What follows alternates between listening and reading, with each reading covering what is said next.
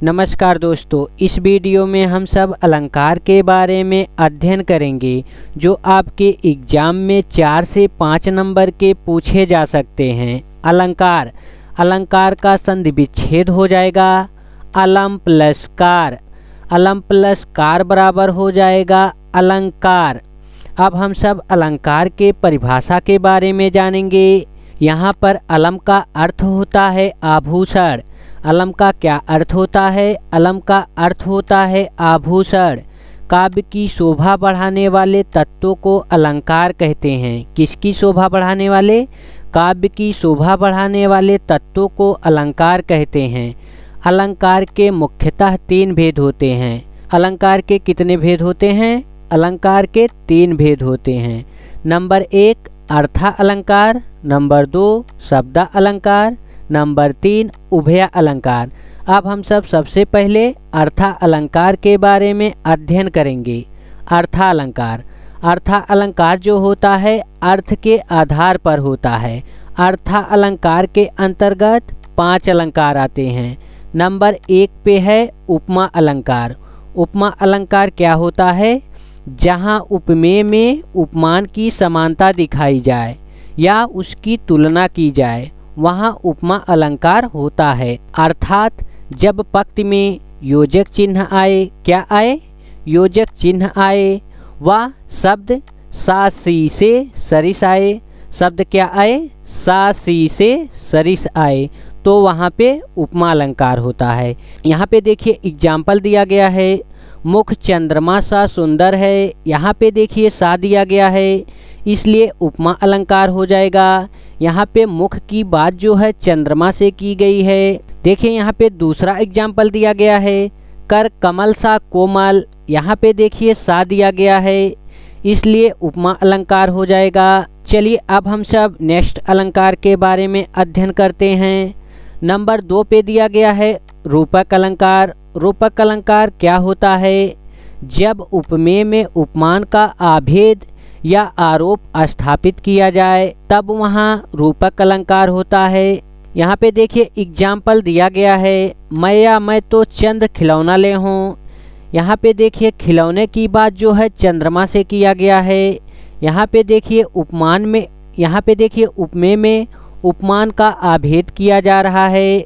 Example 2 में देखिए दिया गया है चरण कमल बंदो हरिराई। यहाँ पे देखिए चरण का जो है कमल से तुलना किया गया है। चलिए अब हम सब नेक्स्ट अलंकार के बारे में अध्ययन करते हैं। नंबर 3 पे दिया गया है उत्प्रेक्षा अलंकार। उत्प्रेक्षा अलंकार क्या होता है? जहाँ उपमेय में उपमान की संभावना की जाए, क्या की जाए? जहाँ पे उपमेय में उपमान की संभावना की जाए वहाँ उत्प्रेक्षा अलंकार होता है। जैसे मनु मानो मनहु, ज्यों त्यों जनु जानो आदि। देखिए जिस भी वाक्य में मनु मानो मनहु, ज्यों त्यों जनु जानो आदि शब्द आ जाए उसे उत्प्रेक्षा अलंकार कहते हैं। यहाँ पे देखिए एग्जाम्पल दिया गया है। उस काल मारे क्रोध के तन कांपने उसका लगा, मानो हवा के वेग से सोता हुआ सागर जगा। यहाँ पे देखिए दिया गया है मानव, तो यहाँ पे हो जाएगा उत्प्रेक्षा अलंकार। जिस भी वाक्य में मनु मानो मनहु, ज्यों त्यों जनु जानो आ जाए उसे उत्प्रेक्षा अलंकार कहते हैं।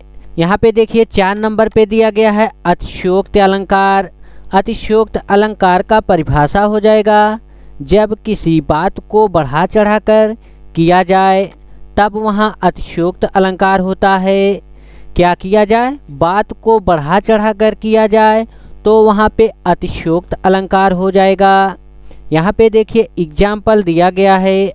आगे नदियाँ पड़ी अपार, घोड़ा कैसे उतरे पार, राणा ने सोचा इस पार, तब तक चेतक था उस पार। देखिए यहाँ पे कहा गया है आगे एक बड़ी सी नदी थी और राणा प्रताप सिंह सोच ही रहे थे, तब तक उनका घोड़ा जो है उस पार चला गया। राणा प्रताप के घोड़े का नाम जो था चेतक था। यहाँ पे देखिए बात को बढ़ा चढ़ाकर किया गया है। यहाँ पे राणा प्रताप सिंह जो हैं सोच ही रहे हैं, तब तक उनका घोड़ा चेतक जो है नदी के उस पार चला गया।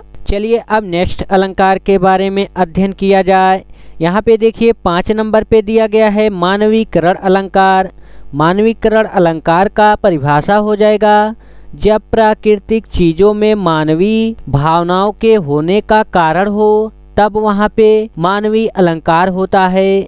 यहाँ पे क्या कहा गया है, प्राकृतिक चीज़ों में मानवीय भावनाओं के होने का वर्णन हो तो वहाँ पे मानवीकरण अलंकार होता है। यहाँ पे देखिए एग्जाम्पल दिया गया है, फूल हंसे कलियां मुस्काएं। यहाँ पे देखिए प्राकृतिक चीज़ों के बारे में कहा गया है। यहाँ पे देखिए फूल जो है प्राकृतिक है। चलिए अब हम सब नेक्स्ट अलंकार के बारे में अध्ययन करते हैं। अब हम सब शब्द अलंकार के भेद के बारे में अध्ययन करेंगे। शब्द अलंकार के भेद होते हैं 3 भेद। नंबर 1 पे हो जाएगा अनुप्रास अलंकार, नंबर 2 पे हो जाएगा यमक अलंकार, नंबर 3 पे हो जाएगा श्लेष अलंकार। सबसे पहले हम सब अनुप्रास अलंकार के बारे में अध्ययन करेंगे।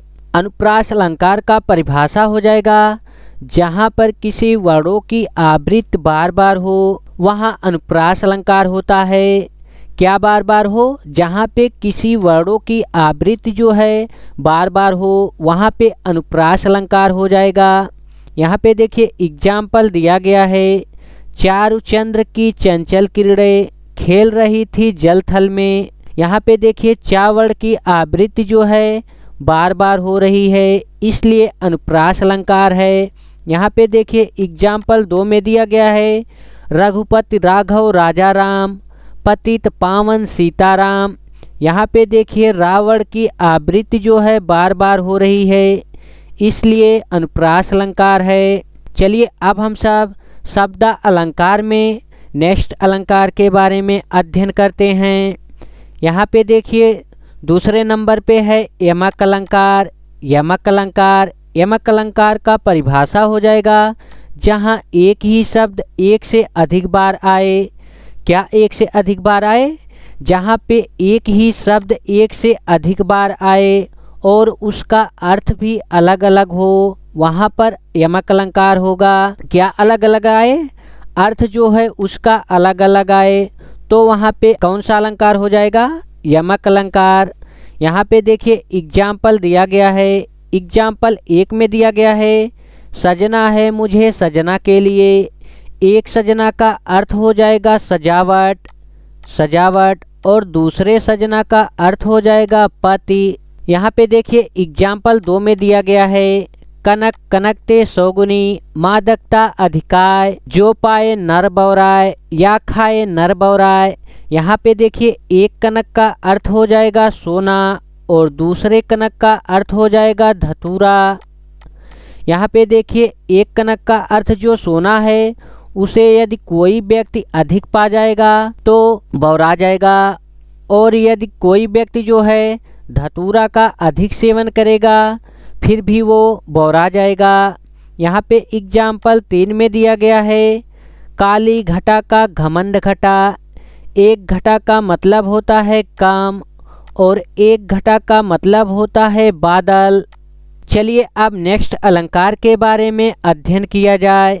श्लेष अलंकार। श्लेष अलंकार का परिभाषा हो जाएगा जहाँ एक ही शब्द एक बार आए परंतु उसका अर्थ अलग अलग हो वहाँ श्लेष अलंकार होता है। क्या अलग अलग आए? उसका अर्थ जो है अलग अलग आए तो वहाँ पे क्या होगा? श्लेष अलंकार। यहाँ पे देखिए एग्जाम्पल दिया गया है, रहीमन पानी राखिए, बिन पानी सब सून, पानी गए न उबरे, मोती मानुष चून। देखिए एक मोती को जब पानी मिलता है तो उसकी चमक जो है बढ़ जाती है, और मनुष्य को यदि पानी मिल जाता है तो उसका सम्मान बढ़ जाता है, और यदि चूने को पानी मिल जाता है तो उसका जीवन बन जाता है। देखिए यहाँ पे एक पानी के मिलने से जब मोती जो है पानी से मिलता है तो चमक होता है, और जब मनुष्य को पानी मिल जाता है तो उसका सम्मान बढ़ जाता है, और जब चूने में पानी डाल दिया जाता है तो उसका जीवन बन जाता है। चलिए अब हम सब इसके प्रश्न उत्तरों का अध्ययन करेंगे। क्वेश्चन नंबर 1, क्वेश्चन नंबर 1 में दिया गया है तरनी तनुजा तट तमाल तरुअर बहुछाए में कौन सा अलंकार है। यहाँ पे हम सबको बताना है तरनी तनुजा तट तमाल तरुअर बहुछाए में कौन सा अलंकार है। ऑप्शन ए में दिया गया है अनुप्रास अलंकार, ऑप्शन बी में दिया गया है यमक अलंकार, ऑप्शन सी में दिया गया है उत्प्रेक्षा अलंकार, ऑप्शन डी में दिया गया है उपमा अलंकार। यहाँ पे देखिए तावड़ की आवृत्ति जो है बार बार हो रही है, इसलिए यहाँ पे हो जाएगा अनुप्रास अलंकार।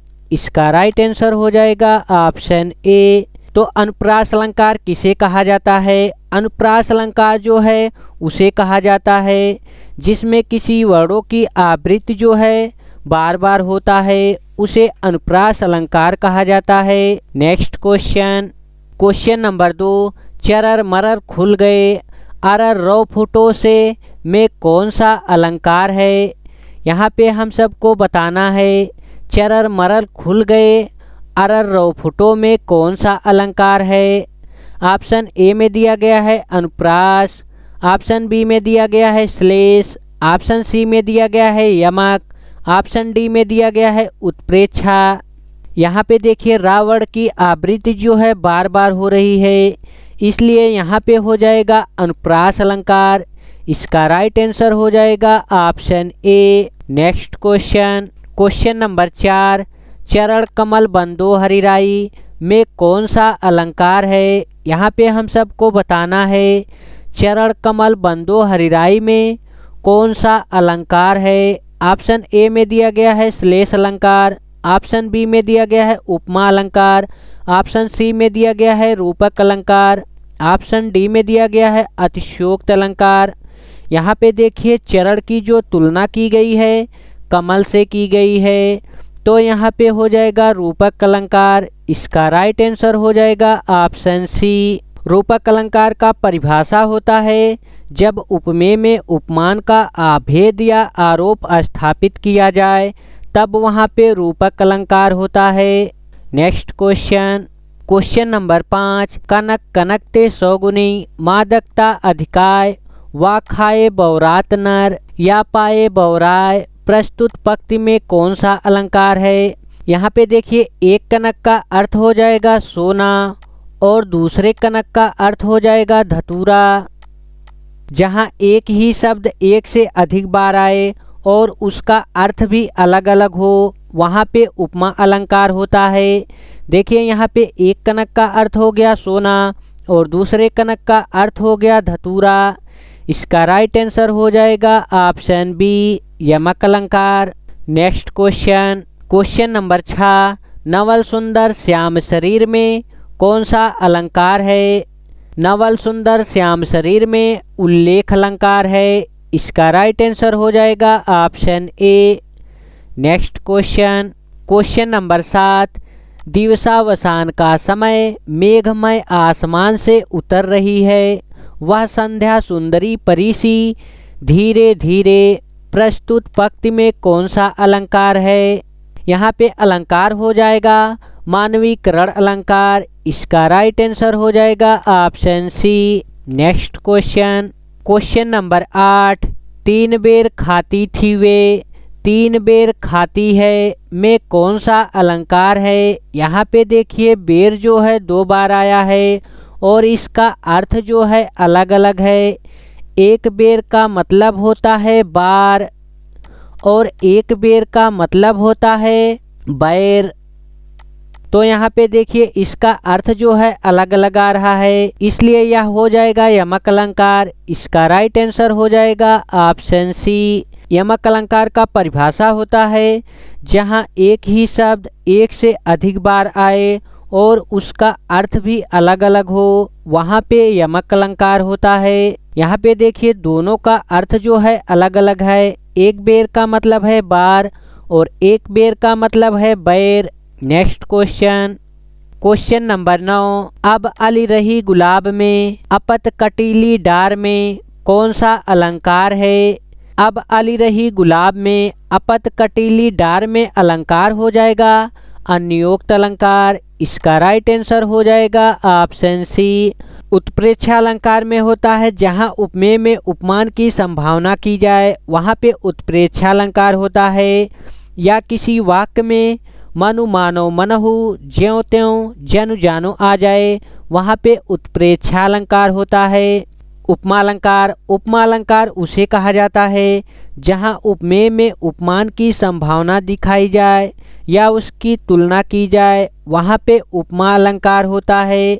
उपमा अलंकार में योजक चिन्ह लगा होता है। इस प्रकार से योजक चिन्ह लगा होता है या उसमें शब्द आते हैं सा सी से सरीस, ये शब्द आते हैं तो उसको उपमा अलंकार कहा जाता है।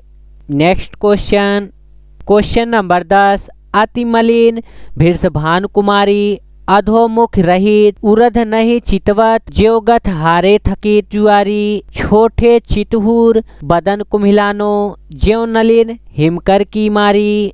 प्रस्तुत पंक्तियों में कौन सा अलंकार है? अब इसमें हम सबको बताना है कि इसमें कौन सा अलंकार है। ऑप्शन ए में दिया गया है अनुप्रास अलंकार, ऑप्शन बी में दिया गया है उत्प्रेक्षा अलंकार, ऑप्शन सी में दिया गया है रूपक अलंकार, ऑप्शन डी में दिया गया है उपमा अलंकार। यहाँ पे देखिए लिखा हुआ है ज्यों और यहाँ पे भी लिखा हुआ है ज्यों। जिस भी वाक्य में ज्यों त्यों तानु जानो मनु मानो मनहु आदि आ जाए उसे उत्प्रेक्षा अलंकार कहते हैं। इसका राइट आंसर हो जाएगा ऑप्शन डी उत्प्रेक्षा अलंकार। उत्प्रेक्षा अलंकार का परिभाषा होता है जहाँ उपमेय में उपमान की संभावना की जाए, वहाँ पे उत्प्रेक्षा अलंकार होता है।